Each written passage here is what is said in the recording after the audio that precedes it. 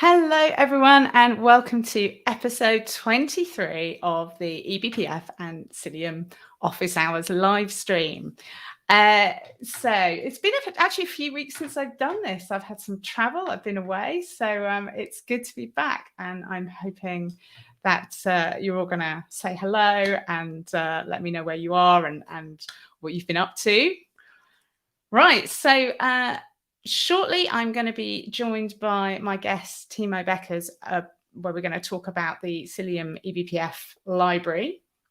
But before we get going with that, let's take a look at some of the news and interesting things that have been happening over the last week or so.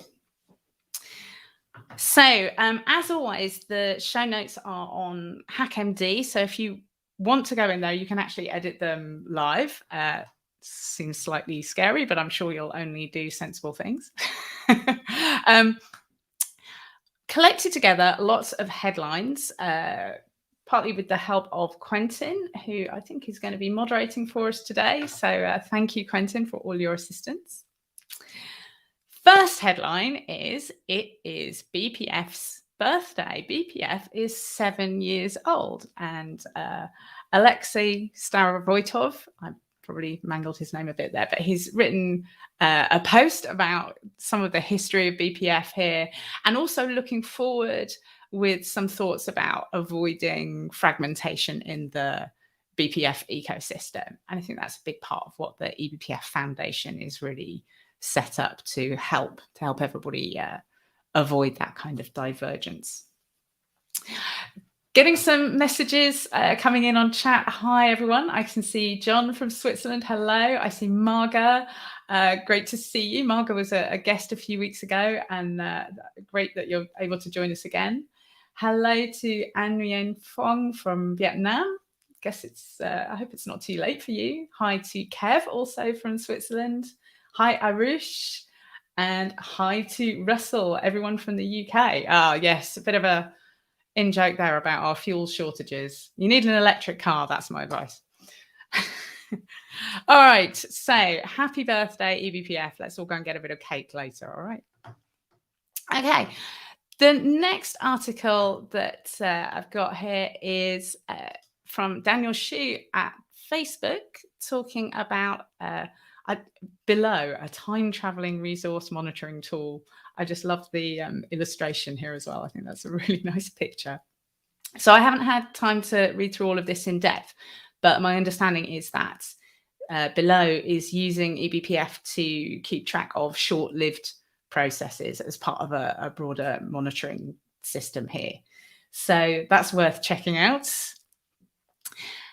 And then last week was the Linux Plumbers conference, and there was lots of content going on related to BPF. There was a whole BPF and networking track. So ignore this part here that says there are no materials. There are. The slides and videos have all been uploaded. So, for example, this is the link that I've posted in the show notes. If you find a session you're interested in and you click on it, it will show you the links to both the slides and the YouTube video. So there were some really great sessions during that conference last week. We've found a few that we think are particularly interesting, but I mean, you can watch the whole thing from start to finish, I think. The first one that we picked out was watching the superpowers with BPF by our colleague, our ISO event colleague, John Fasterbend. And there was actually already been an article written about that talk on LWN as well. So I've linked to that in the show notes. This is all about a concern that I have heard quite a few enterprise users raising. How do we know that the BPF code that we're running is safe to run? How do we know that we are running the BPF code we intended to run? So I think that's a really interesting problem and some suggested solutions here. So if you're interested in that kind of supply chain security aspect of the BPF code you're running, definitely recommend checking that out. Another talk that Daniel Borkman and Martinez Pamputis did was about BPF data path extensions for Kubernetes workloads, sharing some of the extensions that they've been working on, particularly for use in Cilium. So if you're interested in Cilium and kind of how it works and under the covers, that's well worth watching. Another talk that I've highlighted here is about Rust, eBPF coding in Rust with Dave Tucker and Alessandro Decina. They're going to be joining us on eCHO in a couple of weeks' time. So if you're excited about Rust as well as about eBPF, don't miss that episode. We'll keep you posted in Slack about that one. And then finally, the last of the sessions that we particularly highlighted was by Timo, who'll be joining us momentarily, and Lorenz from Cloudflare about what's called defragmenting the loader landscape. It's really about that kind of the libraries and the user space side that we can be using to load BPF programs. And that kind of leads us pretty nicely into introducing Timo, I would say. So let me just rearrange my screens and welcome Timo. How are you doing? Hi, I'm pretty good. Thank you. How are you? Very good, and very keen to hear about the Cilium eBPF library, which you've been maintaining for a while, right? I only joined the company Isovalent about a year ago, so I wouldn't say a while. Maybe you can consider that a while. That's twice as long as me. That's right. Okay, sure. No, I've been involved with the library, I think, for a few years. I think in 2019 I started using it, and then you go into contributing, and then that's where it led me, right? Led me to join Isovalent, working on the library. So super excited to be here. Great to talk about it finally. I think it was a long time coming. It was also requested by a few people. So yeah, here we are. Definitely. This was actually an episode that one of the reasons why we're doing it is because Grant raised an issue. I don't know if Grant Seltzer is with us, or maybe we'll watch later on. I hope so, because he had raised this topic as an issue, as a suggestion in the GitHub repo. So if you have ideas for topics that you'd like us to discuss, do raise issues in the GitHub Isovalent eCHO repo, and we're definitely interested to cover topics that you want to hear. All right, so let me just see what comments we've had up. Hello to Mauricio Vasquez Bernal, there's a familiar name. Hi. Hi to Mattia. Hi to Massimiliano. And there's some discussion there about the benefits of not having a car at all and avoiding the fuel shortages that way. Yep. All right, let's get back to the topic at hand. So shall I bring up the screen share now, or should we talk a little bit more about the background too? Why don't I bring up the,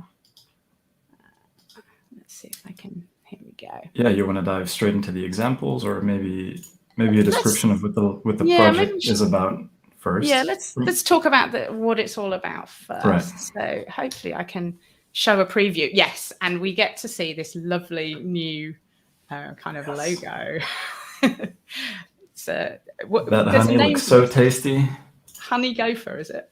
Yeah, it's made by Vadim, our resident graphical artist. I think he also made the graphics for this live stream, right? He did. He's responsible for all this nice eCHO artwork as well. So, and I think the beekeeper was also your idea, if I'm not mistaken. No, I can't claim credit for that. No, it's a good idea. I wish I had, but. Yeah, I love it. And it just came together just a few days before the stream, so just in time. That's great. Yeah. So tell us a little bit about the Cilium eBPF library and why it exists. Yeah, it is very cute indeed. So why does the library exist? We get asked that a lot, and mostly in the context of why not libbepf and why not a wrapper, just use upstream, right? I mean, I agree with that stance, but this library was created in 2017. Hold on, I wrote down the date here somewhere. The first commit was on August 29th, 2017, which predates libbpf by a year and a half. So libbpf's first commit was in October 2018. At the time, there was no standalone library that could be imported or even wrapped from Go. And then I think, like, I wasn't there, obviously, but at the time, the discussion was around whether or not to vendor parts of IP Route 2, which is like a really moving target. It's all internal code. And I think at the time then, it was also considered that IP Route 2 is going to go away at some point. Like, it's since also migrated to libbpf, so they don't have their own bespoke loader implementation anymore today. And so, yeah, it wasn't maintained as a library that could easily be imported by others. So with no viable candidate, and then the BPF feature set being relatively small, like it was nothing like it is today, right? Like, the state of the art was relatively compact. So I think the decision then was just made, like, let's write our own in Go. It's native. We don't need CGO. Let's just talk to the kernel directly. That CGO point is really interesting. Right. I think I drifted towards CGO already. But so in a nutshell, what does it do? It gets your maps and your programs into the kernel, and the data that you want to get out of the kernel, it gets it out into Goland. And it uses all the BPF kernel interfaces to do so. Yeah, that's it in a nutshell.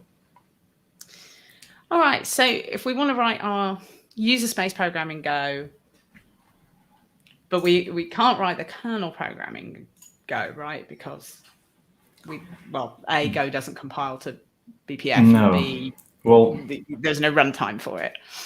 Yeah, technically it could, but you'd also have to port compile the Go runtime to BPF, and that's just not possible. I mean, the WebAssembly people are working on this, and it actually works to a certain extent, but like for BPF, it's not within the realm of possibilities, let's say.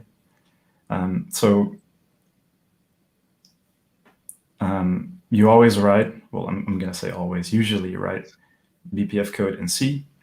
It's a bit of a limited subset of C functions that you can, of C functionality, sorry, that you can use. Like, there's no loops allowed, for example. Static data gets treated a little bit differently. I mean, there's a whole list of things that you cannot do. I think it was already discussed more or less in previous echoes, or like there's a ton of material out there that you can find. So the goal is not to write BPF in Go, but it's all the plumbing around it that needs to happen to actually get the programs into the kernel and get your data out. And so I think maybe we should tackle pretty early on something that I personally found a little bit kind of, what? When I first opened this repo. And that's this ASM package in here. Mm-hmm. So having said we normally write BPF code in C, what's this assembler all about? Why would we want to write BPF code in assembler? So at its very core, the bytecode that goes into the kernel is bytecode, and it can be disassembled using, for example, LVM object dump, or there's a few other tools that can do this, but BPF has an instruction set, and this package allows you to manually assemble programs using Go API. Maybe if you click on it, actually we'll get into an example later. The trace point in Go has an inline example of a very simple BPF program that you can just write straight from Go. It will assemble it in memory and then load it into the kernel. All right, let's come to that later on when we work through the examples. But yes, yeah. So I think for most of us, I mean, would you say it's more common to write BPF code in C rather than in assembler? And what are the reasons why people might turn to that assembler approach? I'd say absolutely, but a few of the most prominent use cases of the library in the wild actually just use the ASM package and nothing else. Because if the use case is very simple, if your BPF program is very simple and doesn't depend on reading kernel structures or like elaborate data structures in general, then you can just get away with this package. If you need to write a simple program that just returns a value, let's say, for testing purposes, even we use it extensively in our test suite, then this will get you quite far. But of course, it requires you to be already a bit acquainted with the eBPF instruction set and just the way that, let's say, like the way that computers work in general, like the way that processor instructions work. And yeah, but I'd say for more elaborate use cases, you will never touch this. You will just write BPF code in C, you'll pull in your kernel headers, and Clang LVM will give you your bytecode output, your elfs, and then the library really comes into play when it just reads these elfs from disks and does all its magic, hooks everything together, and then eventually plums things into the kernel.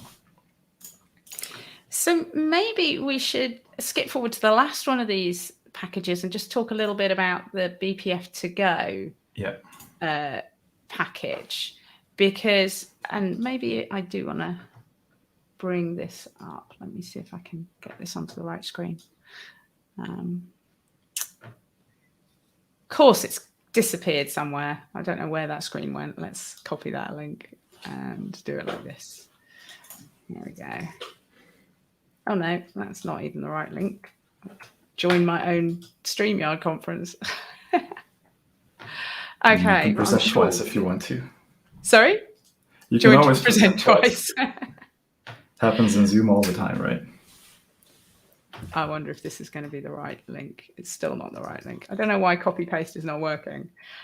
We can find this. It's in GitHub. Cilium, eBPF, CMD, BPF to go, right? Oh, CMD. I think you need to put a master somewhere in there in between. Well, I tell you what, let's usually just go to the repo root itself and then just click from that. it. Easier. And yeah, and so I think that isn't there some documentation? No, there's no README. I think you just have to run. I mean, there's a high-level description here. Quickly how to use it. So BPF to go does. Historically, you've always needed this arcane incantation of compiler options, like you need to call Clang on your C code. Make sure that you specify exactly all the flags you need to get BPF code actually to be emitted from Clang. And this BPF to go actually takes all that pain away. So it's quite simple to run. So there's an example here. Go run BPF to go, and then you can specify some C flags, and then the path to your C file. And I think the foo there in the second example is the name that the package will have, I think, or it's the name that your object will have when it rolls out of the compiler. Yeah. And then added onto this is also a code generation part on the Go side that generates a skeleton for you that will read this object file from disk and will allow you to interact with it from Go. And this is what we call a collection. In libBPF Go, this is called a module, I think. We call it a collection because it's a collection of programs and maps, and they're quite tightly coupled, like programs reference maps. And we treat them as a sort of bundle that you can cherry pick parts out of to load into the kernel. You can load the whole thing. There's various ways of interacting with it. I think we'll take a look at some examples momentarily. Before we move on to those examples, let's just quickly talk about, because I think some of these are pretty interesting. So link is about associating your BPF program to some kind of event. So I guess that's something that everybody who's using this package would want to do. Yeah. And then perf and ring buff, they seem pretty similar to me. This is about getting events out of the kernel through these map structures and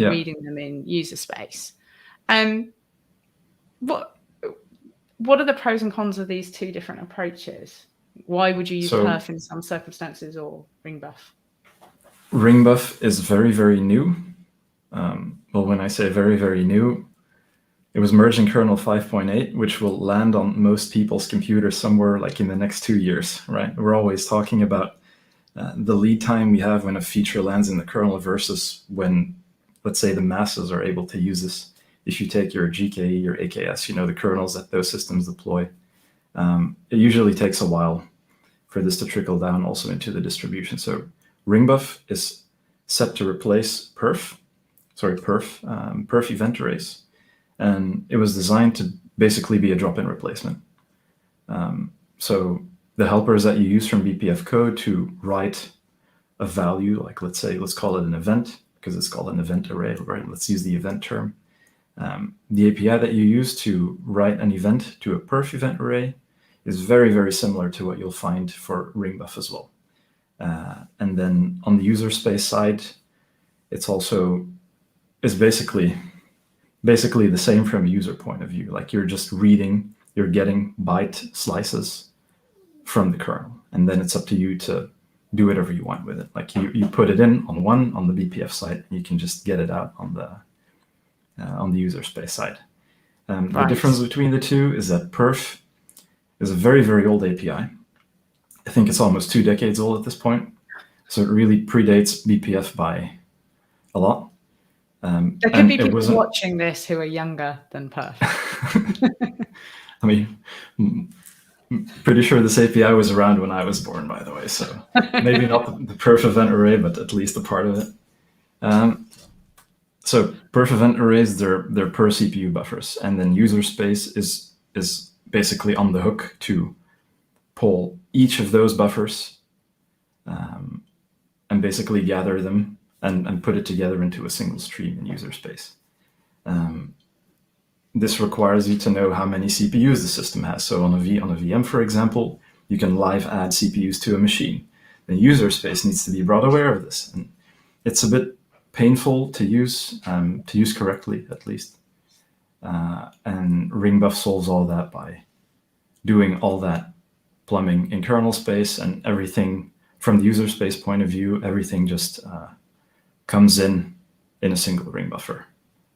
And it's also much simpler to implement from the user space side. I mean, I think it's 150 lines of code. So probably if you had the luxury of knowing you were going to be running on a very modern kernel, you'd just go straight to ring buff. Yes, exactly. All right, and then we start talking about examples. And I think actually what I want to do is go in here and open this in a new directory for reasons. There are reasons. All right. And maybe we should actually run one of these examples. I think this is going to tell us how to run. Let's bring this up in preview. Yeah, so if we start at the beginning and use preview, use the kprobe one. Let's do this. Let's try go run x sudo. So presumably we need this sudo because we need to have BPF capabilities. And then this is going to run kprobe. So I didn't even know what this was going to measure, but I think we can. It's implying, it's telling us that execve is being called however many times. So maybe let's take a look at the code. So let's start with the BPF code. So in this example, there's some C here, right? Mm-hmm. And this looks pretty straightforward. I mean, we can see this is our kprobe. It's going to be attached to sysexecve. There's a map here. We're looking up the key value, the value associated with this key. Mm-hmm. I guess if it doesn't already exist, it starts with an initial value. Otherwise, we increment the value. So we don't have an entry in the map if it's the first time we've come through here, we'll just initialize it with 1. So that seems pretty straightforward. That's our C code. Yeah. Simple, right? And then we have... Should we look at let's look at the Go code. So this is the Go code that a human wrote.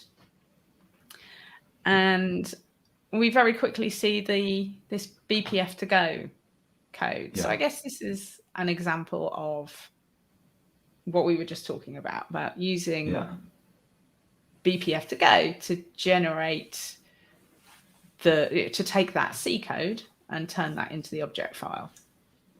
Yeah, exactly. And the output of which is visible here still on the left. So kprobe example _ BPF EB stands for big endian, and then EL for little endian.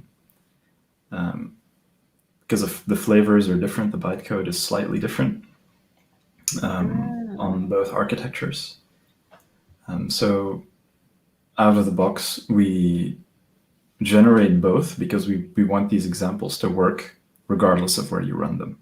So there's, I think it's one person or one team at IBM that's using this to run on S390X, so like the IBM Z mainframes that came out 40 years ago, maybe. I honestly, I can't remember. I looked it up a few days ago. So they're still going strong. They're running Go, they're running Linux, and they're running BPF. And we see the occasional patch from them. So we make sure to keep that in working order. That is anyway, quite something. It's worth supporting both in the tool chain. Like you never know. I think risk V big endian. Might embarrass myself here, but there might be. I think MIPS as well. There might be another few architectures that there's definitely MIPS listed up here, and I'm going to guess this is the set of architectures that this is. That's using. The reason that there's double build output, and then if you look at the build tags at the top, like depending on what system, like what architecture you build it for, it will pick the right one. Right. Yeah, and so presumably we'll find a different set of architectures here. Yeah, this is your sort of regular AMDs. So the generated output is less intended to be read by humans, but I think it's still pretty easy to see what's going on here. What's _ kprobe example bytes? I think it's a Go embed. Not sure if the version you have here already uses Go embed. Do you not access this directly? Yes, aptly named. So yeah, what this does is basically read this object file from disk and do all its magic in the background. So this will parse it into a collection spec. And that's where you can start interacting with your maps and programs directly from Go. Right, so we can think of a collection as that set of maps and programs. Yes, so when there's spec attached to the name, that means that it's not loaded into the kernel yet. And when you call load on a collection spec, then that's turned into a collection. Okay. So the output of this is still a spec. If you scroll down where load kprobe example is called, then so spec load and assign. So this is another neat feature that we have. Let's say you're Cilium, or you're a very large project with a large BPF code base, and you include all maps in all the objects you build. Let's say you have 20 maps, but you're only really interested in 2 of them, because the binary that you load here, you just want to interact with those 2 maps and no more. Then you can write a struct that will receive pointers to these objects when they're loaded, and it will only load those 2. It will lazy load them and make sure that only these 2 get actually inserted into the kernel, because you're not interested in all the other ones. I think if you move the mouse, what am I looking for? Then so this struct, I'm not sure. So it's assigned to obj. Yeah, this one. So we have the eBPF struct tag here. eBPF kprobe exec VE. Oh, this one. Yes, that one. Here. Yeah. And so this communicates to the loader. We're interested in receiving the an eBPF object here, and because it's of type program spec, then we will look for the kprobe exec VE program spec in the collection, and that will be assigned to the structure. So you don't have to go interact with this collection all the time. Like there's a map that contains all program specs. You want to check, like, does this key exist? Does this key exist? And like pull it in. Like you don't have to do all that plumbing. It's all just done for you here. And just to sort of reiterate, all of this is auto-generated. So if we looked at the manually written code, we'd find it referencing probably this, I'm going to guess. The main.go there will be referencing, yes, the kprobe example objects, which will return that obj. Hold on, scroll up a little bit. Maybe I can pull it up here.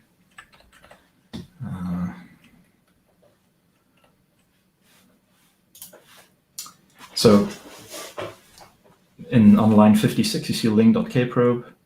Yep. And that references objects kprobe exec VE, which is a hard struct member of that will like contain a pointer to that spec. Sorry, to the program itself that's already inserted into the kernel. Yeah, and just going back a few lines, this load kprobe example objects is loading all of the collection, like all of the maps. It will load the ones that are requested in that obj. Okay. In that structure. So if you control-click on kprobe example objects, like the struct declaration on line 41. This one? Yeah. So that one, I think that's the one.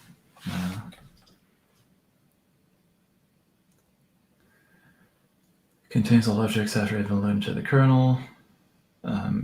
So the value that you'll pass the load and assign, that's the one that will actually receive the pointers. I think this is, this references kprobe example map specs as well, right?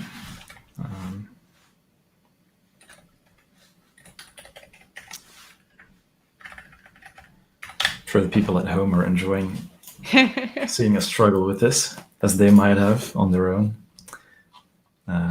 I'm going to actually say, I think it's almost harder to read this because we say kprobe example, and you're thinking, what's it got to do with the kprobe? And really, it's the objects part of it that's more important than the fact that it's the whole example is about kprobes, but this isn't necessarily particularly related to kprobes.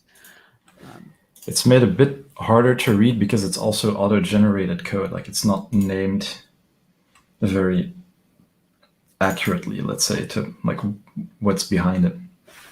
Right. Naming is hard and even harder to do sort of automatically. Right. Yeah, we have to convert it from camel case or like underscored names and definitions in C to like something that works in Go, which is a bit challenging. Yeah. So maybe actually when we look at some other examples, some of it, well, I guess they're all named after the thing we're hooking into.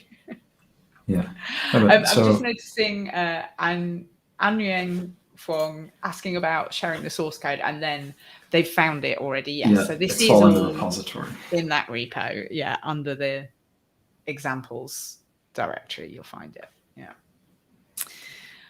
So all right, let's agree that the examples aren't the most idiomatic way of at least presenting this use case, and we're going to invest in proper documentation around this in the future. These APIs are still fairly new. Let's say they've been added in the past year. And aside from Cloudflare, I'm not sure if this is actually being used in the wild, but we know that BPF2Go is used quite extensively. So I think like now that there's a bit of adoption, it's probably worth investing a bit in getting the word out there and like making sure that this is actually usable for like someone that wants to jump in and start playing with this. I'm definitely pretty motivated, having sort of been preparing for this session, thinking there's probably some little improvements that I could just write into the doc. So if anybody else is watching and thinking about making PRs as well, let's do it.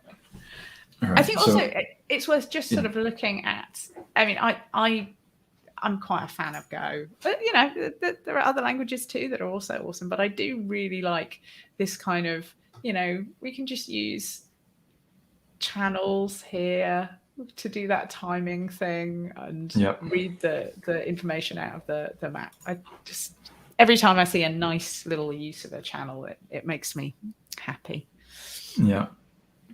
All right. Also, it's quite terse. I mean, if you're new to the language, I don't know if this is very easy to understand, but as soon as you're acquainted with it, if you learn this once, then this pattern really comes back very frequently in other tools. So, okay. Yeah. Thanks, Matja, for helping her out. Matja has also been contributing to the library a bit. Oh, cool. More specifically on the Uprobe package. Sorry, the link package. Would that be a good one Uprobe to go in? This one here, the Ureprobe. Yeah. It might not work for you. It depends on your distribution that you're running, but yeah, please give it a go. Let's give it a try. This seems like a good experiment. So you need a version of Bash that's dynamically linked, and some distros don't. Sorry, one that's also not stripped of debug symbols. So yeah, give it a go. Should I give it a go? It's listening for events. Right, now, what's it actually going to be listening for? You're going to have to open another shell on the machine where that probe is running. Let's do that. There we go. All right, and then just write anything. I think it hooks into read line. There we go. So if I do echo hello. Yeah. Okay. Cool, right? So let's have a look at the code. Anyone that's using that binary on your machine, like let's say you've got multiple people working on the same VM, let's say they're logged in using the terminal, and then if you put a Uprobe on that symbol in that binary and they're hitting it, then you'll see like whatever data flows through that function call. So if you're a bad person, this is a keystroke logger, basically. Yeah. So back to the article that you showed us before, how can we tie it down a bit? This might be a place to start. But you need access to the actual binary and then the symbol inside it. You need access to the file system, basically. But I'm aware of a use case where this is also used for containers. So a Uprobe program runs on the host, and then this person goes through all unpacked container images in varlib docker, finds libc, and then hooks into all of them. And then that way they can check whatever function call they're interested in across all containers on the system, which is, it's pretty clever. That's pretty good. Yeah. And actually even this, I've kind of implied that it would be used for malicious activity, but you could do this for like auditing purposes. You don't want to see anybody running bash on a production, the pretty limited set of occasions where you want people to be running bash on a production cluster. So actually hooking into this and seeing when people are typing commands, because that could be a reverse shell, right? Yeah. I've seen it happen plenty in the wild, so might still have its uses. And it looks like, it was very simple code to write here in terms of, it's just getting the process and, writing some information about the event, and I guess this, I'm going to guess that has the actual content of the. Yeah. So. Of the, so this string. So the struct declaration above, like event, what's str? So it's an array that's 80 wide, and you basically take the pointer. So this depends on the target function that you're tracing. I don't know a whole lot about this, but generally this CTX is set to the arguments, the first argument, I think, that's received by the destination function. But someone in chat correct me if I'm wrong. I think that makes sense, because this seems to be saying it's the... Yeah, and then you're going to read 80 bytes, up to 80 bytes as of that offset. And it just so happens that for this particular function, that contains this string. Yeah. So if we looked at the downside of this again is it the same problem that we have in the kernel as well. If that function signature changes, or if the function goes away or is renamed, then this will unfortunately break. And for user space, there's nothing like compile once, run everywhere, like the kernel has.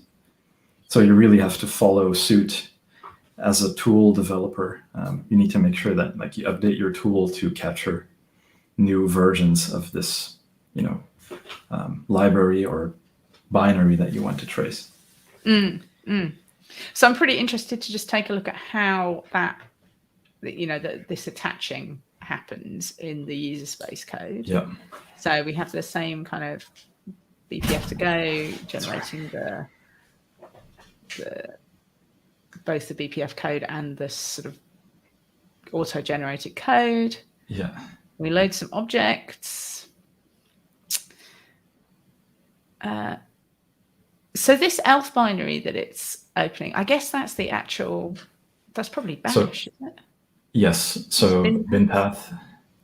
This is very similar to the program that you ran before, but instead of on function entry, this fires on function return.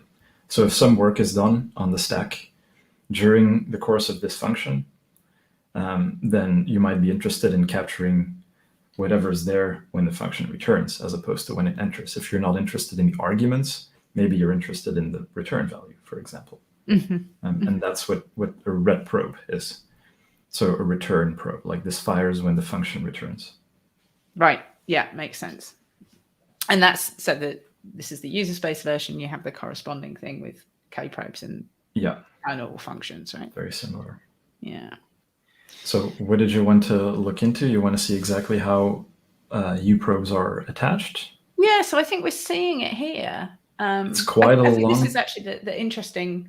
So, it's opening this executable. Yeah. And then it's split in two parts. Yeah. So there's open executable, and this will give you an executable object that you can then. So basically, when you call open executable, it will read that executable, parse it, look at all the symbols that are present inside the executable. And then a few lines later, there's ex.uretprobe.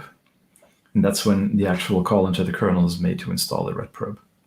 Based on your kernel version, so this is also a goal that we have for the library itself. On newer kernels, there's a newer kind of uprobe that you can set. That's a bit less fragile. I'm not going to go into the details, but you can always read the source code. It's called a PMU. And these are all ephemeral.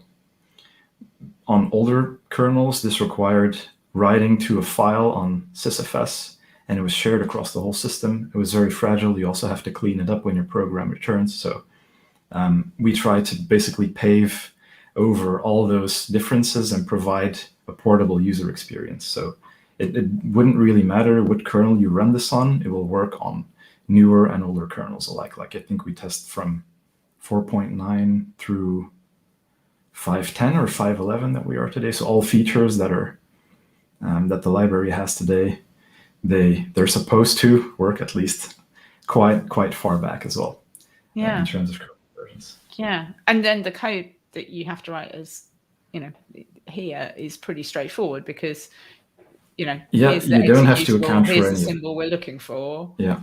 And I want to associate this BPF program with that uretprobe.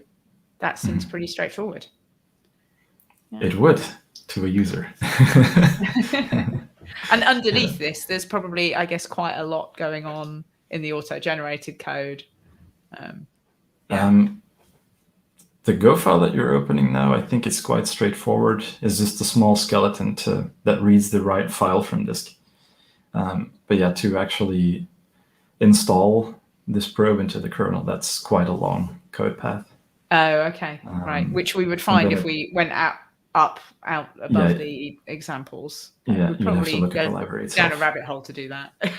Oh yeah, that's going to be a fun weekend. Okay. Grant is with us. Hi, Grant. We mentioned you earlier because you raised an issue about covering this library. So your issue has been, hopefully, will be resolved by the end of this episode. Yeah. If there's anything else that you'd like me or us to cover, then please let us know. know Grant in particular asked about the vision for the library as well, and also he mentioned various approaches. I'm not sure what was meant by that. I think we went over the motivation. We haven't covered eCHO though. Yeah, should we dive into talking a bit about eCHO? Okay. Okay, if we really have to. So I guess just in case the audience is not familiar, so Go obviously, maybe not obviously, Go has its own compiler, compiles directly from Go to executable code, but it can also link into C code, and you can compile C code to be linked directly with Go, and I think that's a very hand-wavy explanation of eCHO, right? I'm not sure if I'll be able to offer any better explanation, but I think that's a pretty good summary. But also, you have to deal with all the pitfalls. If you have bugs in your C code, you won't be able to use your Go tools to troubleshoot it. And totally anecdotally, that's the way that I ended up using this library in particular. I was using Go eBPF before, and at some point I just got a seg fault, and I had no clue where to start. I'm not a C programmer myself, like, let's be honest. So I didn't really have any tools at my disposal to be able to look into what exactly happened here. Like, how come this is crashing? And so I started exploring other options and then found this native Go thing. And so it seemed interesting. Overall, I think eCHO feels like an overall second-class citizen. And then also in other projects like the IARS folks that are basically doing the same thing as us, but then for Rust. I think Rust's FFI story is great, but then they still have their own arguments to write something bespoke that doesn't depend on eBPF. I would actually be curious also to hear why eBPF Go was created and what the driving arguments behind it are. Like, aside from getting the latest and greatest eBPF, like when a feature lands in eBPF or in the kernel, then it probably lands in eBPF as well, right? So you have the option to do bleeding edge, but in practice we're seeing that, due to the lag between a feature being merged into the kernel being released, rolled out to users, unless you're really building and deploying your own kernels, you're not going to really be able to use these cutting edge features, right? So personally, I don't see it as very detrimental not being able to, use newfangled functionality. As us being Cilium, like, we have to support 4.19 today, so we can't really write features specifically for very new features, kernel features. Sorry. There's hopefully eventually the day will come when people will stop using 4. anything kernels, and we can. I mean, it depends on the distros, right? They have their release cadence, and I don't think they will deviate from that anytime soon. That's just how the ecosystem works. Yeah. So it's a pretty interesting question here from Tom. Hi, Tom. Is there any tooling to ensure that the structs in your Go code are laid out the same as the structs in your C code? In terms of memory alignment, or just ordering the fields, or? I guess I'm thinking probably memory alignment. Yeah. So again, for audience, you might have a structure that has, let's say it's got a 1 byte field followed by a 4 byte integer. C will kind of align those, that there will be probably 3 bytes of empty space after that single byte to make it easier for the compiler to access that integer. And the amount of sort of spare space that gets left between fields in structures is predictable on a given platform, but not, you have to do work to write code to be portable to know where those fields are going to be. So I guess the question is, how do you ensure that field alignment is maintained between Go code and C code, and your user space code and your kernel code? Let's go with the alignment question. I don't think so. Not between C and Go. For Go, there's a linter that allows you to more efficiently align, like organize your structs so that they're a bit more memory efficient in terms of alignment. But between C and Go, I'm not sure. Cilium has a feature that compares the two, make sure that basically a C struct that we put into a perf event buffer on the BPF side comes out on the other end, and that Go knows how it's aligned and that it's checked at compile time or at runtime. I'm not sure. So is there an out-of-the-box tool? I'm not sure. You might have to write it yourself still today. This is somehow reminding me of the sort of introspection that Alan Maguire was talking about at the eBPF summit, where they were parsing structures. This was to kind of dynamically, rather than having BTF, to sort of work out what structures were by sort of, here's a structure, I'm going to put some known data in it, I'm going to pass it to user space and look at it and see where the fields are, see where the known data is. Yeah, indeed. I was going to say the same thing. BTF could also be used to, we have to consider compile time versus runtime, right? If you write a struct in Go, it's kind of fixed. Unless you can use BTF to generate Go structs using Go generate, for example, and then have it done during compile time.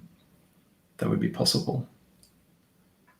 Yeah, you could technically derive it from BTF. It has all the info you need.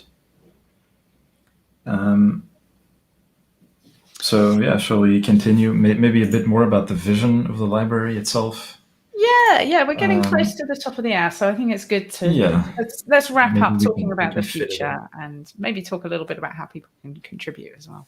Yeah, so we're looking for technical writers, I think, to bolster the project a bit. More specifically, like we have people contributing examples, which is awesome. Like I try to stimulate this as much as possible. Whenever someone brings a new use case or adds a new API to the library, then I encourage them to also contribute an example that uses this, right? So that we're sure that us as maintainers also have a way of testing that the API still works, that the test suite is well-rounded. But if we could somehow find people that can write blog posts or documentation and that use eBPF as users, not necessarily as kernel contributors, that would be excellent. So please get in touch if that's the case. I think I'm going to echo that if you want to experiment with this and you find yourself writing some example code, we would love to hear about that experience. And I think a lot of people, this would be very suitable for, a Cilium blog post, for example, guest blog post. So if you want to write something like that, do reach out to us because we'd love to hear your experiences. Yeah. So towards the future, my ambition is to grow the library into, I'm going to use the term SDK, but I find it very cliche, to be just a bit more than just the code. That there's an ecosystem around it, that we have solid documentation that highlights use cases, but also traps that you need to deal with when you're interacting with the kernel. In-depth, both in-depth and high-level guides, especially on the getting started front. I think our onboarding story today isn't great, so we need to improve that ASAP. Since we're sitting on the intersection between Go and eBPF, we're in a good position to reach out to both worlds, right?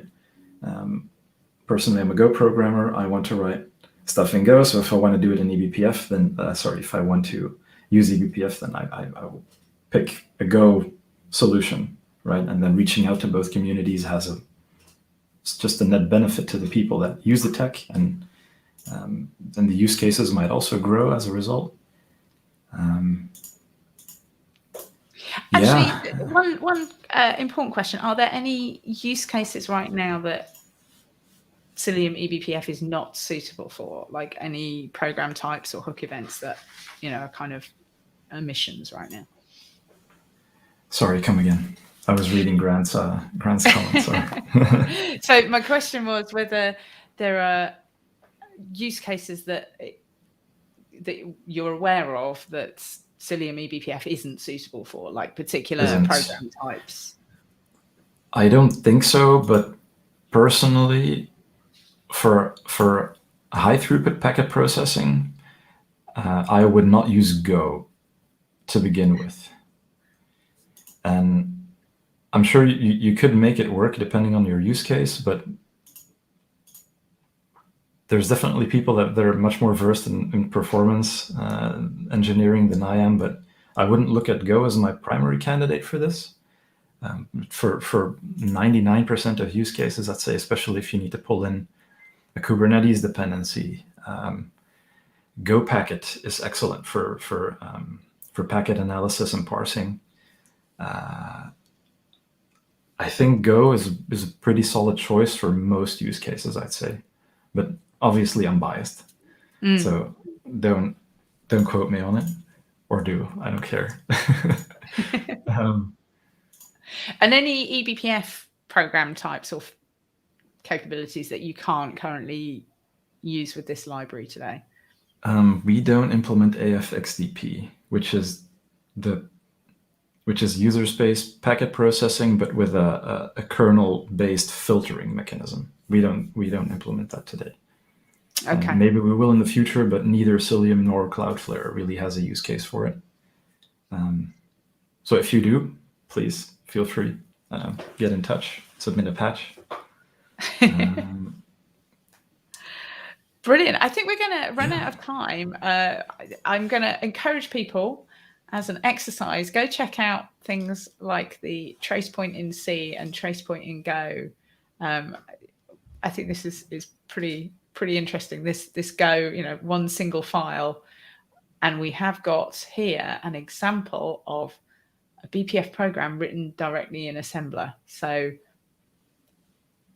if you've not done assembler before, then this probably looks like, what is this? Super intimidating. It's pretty in depth, because you need to know that you're writing directly into registers. Yeah. And I'm far from an expert in that. So, but I think it's pretty exciting that you can kind of see how this code maps to assembly. So that's pretty neat if that's the level you want to dive into. It uses the same terminology, and then eBPF is also built to map onto x86 quite cleanly, let's say. So yeah, give it a try. If you're knowledgeable about it, maybe it could work for you. I think this is used in Run C and Containerd. They just build a very simple program at runtime. They don't need any other dependencies, just something very simple. And they use this to power their C group filters, for example. Oh, that's really interesting. Yeah, I'll have to check that out. Awesome. So we're pretty much at the top of the hour. I want to say thank you very much to everyone who's joined us on YouTube and asked questions and commented. I hope I didn't say hi to Noel, so hello. I think I've and Ais, I think I missed saying hello to you as well. But welcome to everyone. I hope you're able to join us again. Next week we will be on the US time zone, and Duffy will be hosting. Just remains for me to say thank you so much, Timo, for joining us today. It was a pleasure. Thank you for having me on. Showing us this code, and wish everyone a really great weekend. And your contributions are welcome, right? Absolutely. Thanks everyone for joining. It was nice interacting. All right. Thanks very much, everyone. Take care. Thanks. Bye-bye.